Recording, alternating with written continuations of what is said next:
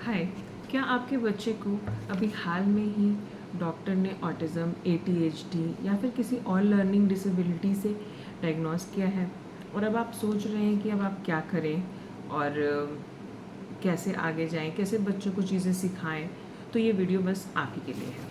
हाय, मैं हूँ शिवानी और मैं एक जुड़वा बेटियों की माँ हूँ, जिनमें से कि एक स्पेक्ट्रम पे है।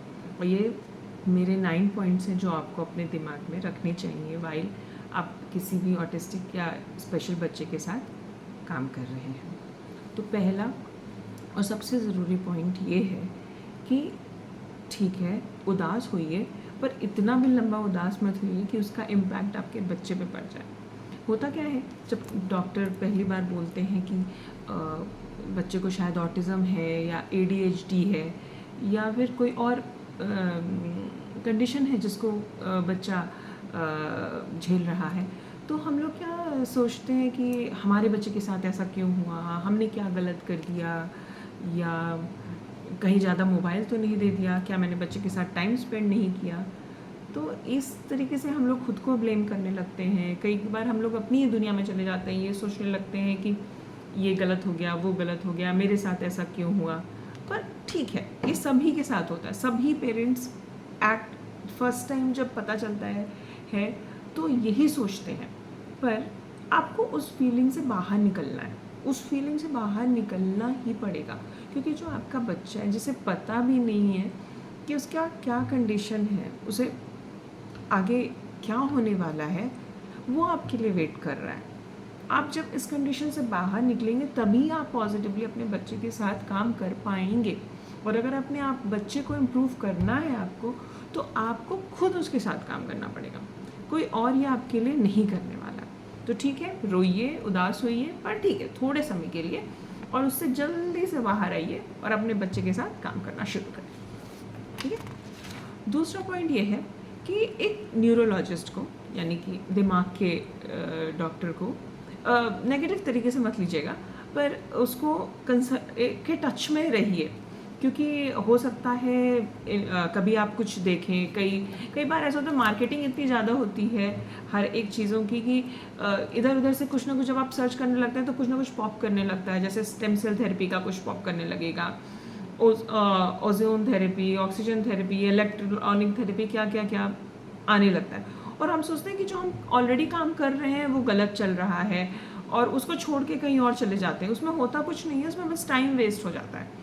आप जो भी चीज़ फॉलो कर रहे हैं उसको सही तरीके से करते रहिए और लगातार कंसिस्टेंटली करिए, रिजल्ट्स आते हैं बच्चे के साथ। तो एक आपका पॉइंट ऑफ कॉन्टैक्ट हो जाएगा वो न्यूरोलॉजिस्ट, जिससे आप कोई भी डाउट है आप उसको पूछ सकते हैं, उसको बता सकते हैं कि अच्छा ये कंडीशन हो रहा है बच्चे के साथ, या फिर ये नहीं कर पा रहा है, या ये तो कर ले रहा है। ऐसा चीज़ आप एक डिस्कशन कर सकते हैं। और अगर कोई अच्छा न्यूरोलॉजिस्ट होगा तो वो ज़रूर आपको एक सही सलाह हमेशा देगा। ठीक है। अब तीसरे पॉइंट पे आते हैं। तीसरा पॉइंट जो है वो बहुत ही ज़रूरी है, जो कि बहुत बार पेरेंट्स जो होते हैं मिस कर जाते हैं, और वो ये है कि खुद से अपने बच्चे का असेसमेंट करना।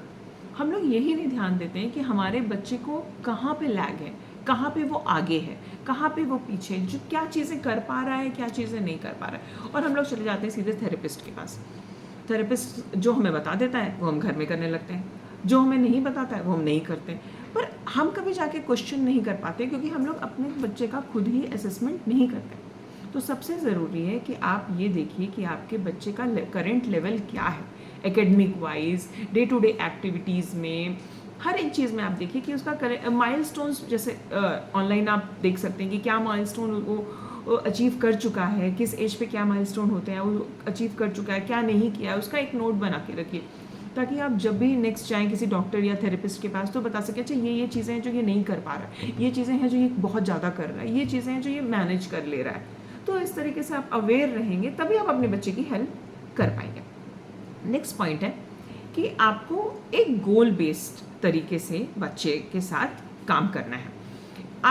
अगर ऐसा कोई भी कंडीशन हो जाता है बच्चे के साथ, तो जनरली ये रहता है कि बहुत सारी चीज़ें होती हैं जो बच्चे को सिखानी होती हैं, जो हम लोग सोचते हैं कि ठीक है हम ये भी सिखा देंगे, वो भी सिखा देंगे, इधर ये भी कर देंगे, अच्छा किसी ने ये बोल दिया अच्छा ठीक है हम ये भी सिखाएंगे। तो अगर आप A to Z सारा चीज़ बच्चे को एक साथ सिखाने लगेंगे, वो कुछ नहीं सीखेगा। ये फैक्ट बात है, वो नहीं सीखेगा। लेकिन अगर आप ये सोचेंगे कि आप पहले A सिखाएंगे, फिर B सिखाएंगे, फिर C सिखाएंगे, D सिखाएंगे, ऐसे ऐसे करके एक चीज़ हर एक मंथ एक एक गोल लेके चलेंगे कि इस मंथ मुझे ये सिखाना है, उस मंथ मुझे वो सिखाना है, तो आपको क्लैरिटी रहेगा कि हाँ भाई अभी तो मैं इस पे काम कर रही हूँ ना, लेट मी अचीव दिस, इसको मैं पूरा कर लेती हूँ, फिर उसके बाद मैं आगे जाके बच्चे को ये सिखाऊंगी।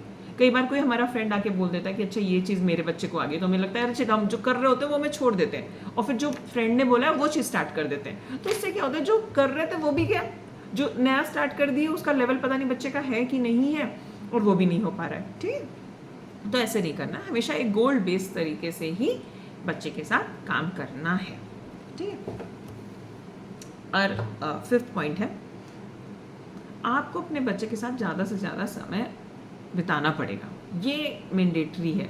हम लोग कई बार सोचते हैं कि हमारी मेड है जो वो बहुत अच्छी है, या फिर हमारी मदर इन लॉ बहुत अच्छी है, या हमारे फैमिली फ्रेंड्स रिलेटिव्स ये लोग बहुत अच्छे हैं, तो इतना इतना टाइम वो लोग बच्चा उसके साथ बिता दे रहा है, हम अपने काम में बिज़ी हो जाते हैं या फिर नेग्लेक्ट कर देते हैं। पर ये नहीं है। एज अ पेरेंट हम लोग को ये थोड़ा सा स्टेप लेना पड़ेगा, बच्चे के साथ टाइम स्पेंड करना पड़ेगा, खेलना पड़ेगा उसके साथ, उसे सिखाना पड़ेगा कि कैसे खेला जाता है, कैसे बिहेव किया जाता है। हर एक चीज़ आपको सिखाना पड़ेगा बच्चे को।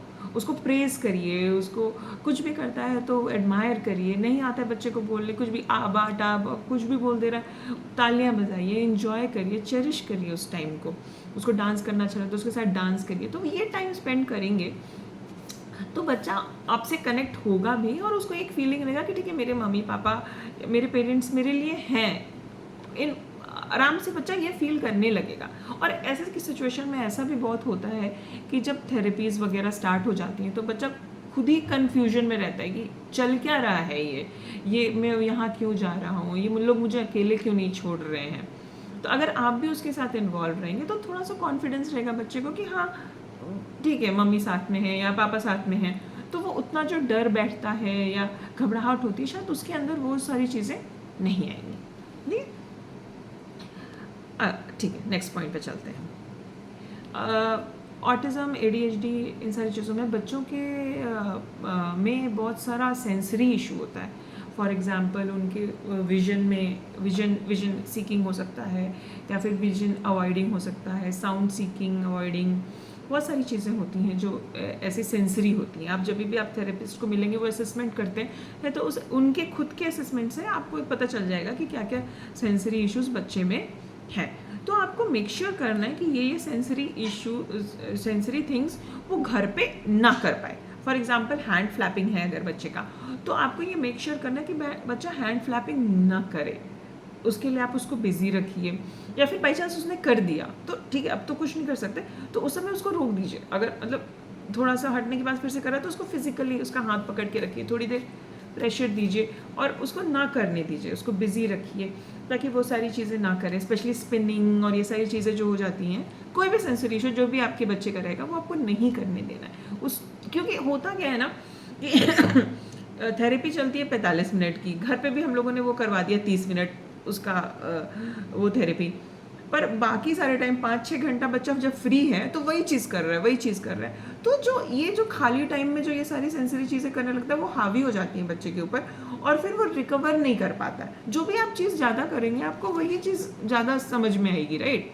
तो थेरेपी आपने कम किया और ये सारा अकेले का टाइम ज़्यादा रहा तो वो बच्चा समझ नहीं पाया और वही वो करता रह गया, वो सेंसरी में ही मतलब घुसता चला जाता है।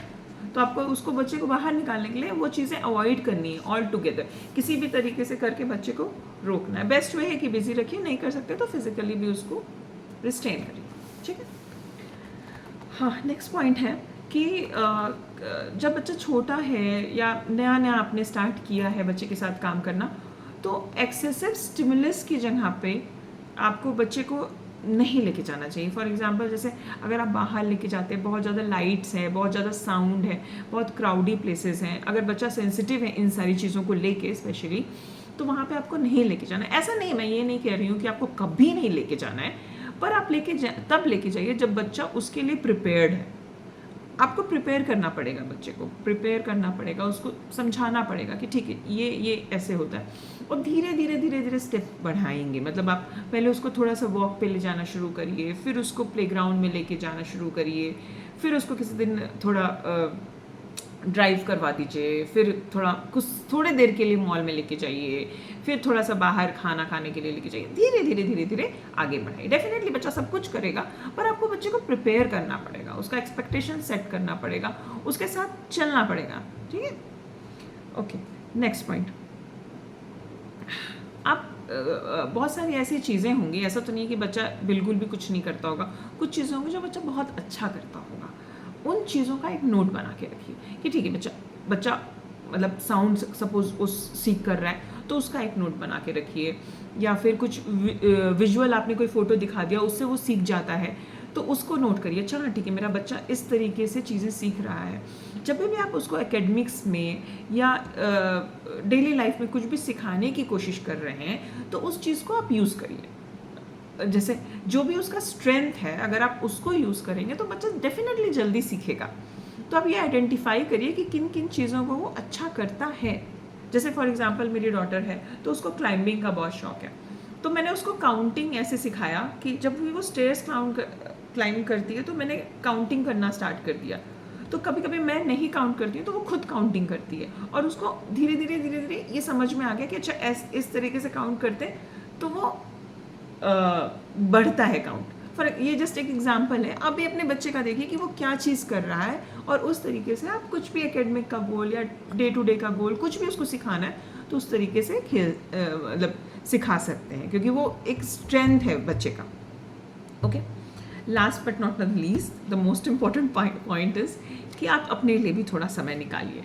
हम लोग कई बार बच्चे के बारे में इतना सोचने लगते हैं कि अपने आप को ही भूल जाते हैं, अपने ट्रू सेल्फ को ही भूल जाते हैं। उससे हम तो खुद का तो भला करते भी नहीं हैं, बच्चे का भी बहुत नुकसान हो जाता है, क्योंकि जो इंसान खुद से अंदर से खुश नहीं है वो बच्चे को क्या खुश रख पाएगा और बच्चे के लिए क्या कर पाएगा। तो अपने लिए थोड़ा सा समय निकालिए, जो भी आपको पसंद है वो करिए, थोड़ा मेडिटेशन करिए, कुछ अपने लिए अच्छा बनाइए, या फिर कोई मूवी देखिए, कोई बुक पढ़िए, जो भी आपको पसंद है वो चीज़ें करिए, उन चीज़ों पे ध्यान दीजिए, अपने ऊपर ध्यान दीजिए और खुश रहिए। तभी आप बच्चे को अच्छी तरीके से देख पाएंगे और सारे गोल्स आप अचीव कर पाएंगे। ठीक है, तो ये थे मेरे 9 points. Thank you so much. मैं और वीडियोस बनाने की कोशिश करूँगी इसी में ही और डिटेल। ठीक है, प्लीज़ सपोर्ट करिए। Thank you so much.